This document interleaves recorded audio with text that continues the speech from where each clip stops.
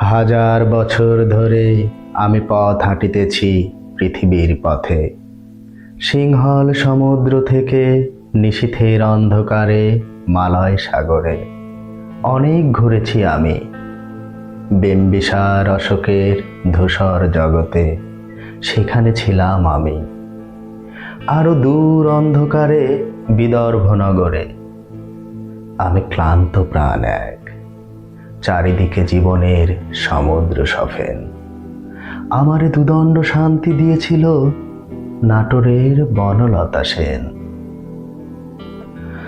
চুল তার কবেকার অন্ধকার বিদিশার নেশা, মুখ তার শ্রাবস্তির কারুকার্য। অতি দূর সমুদ্রের পর হাল ভেঙে যে নাবিক হারায়েছে দিশা, সবুজ ঘাসের দেশে যখন সে চোখে দেখে দারুচিনি দ্বীপের ভিতর, তেমনি দেখেছি তারে অন্ধকারে।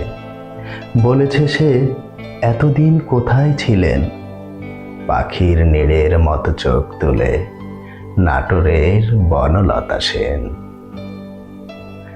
সমস্ত দিনের শেষে শিশিরের শব্দের মতন সন্ধ্যা আসে। ডানার রৌদ্রের গন্ধ মুছে ফেলে চিল। পৃথিবীর সব রং নিভে গেলে পাণ্ডুলিপি করে আয়োজন। তখন গল্পের তরে জোনাকির রঙে ঝিলমিল। সব পাখি ঘরে আসে, সব নদী ফুরায় জীবনের সব লেনদেন। থাকে শুধু অন্ধকার, মুখোমুখি বসিবার বনলতা সেন।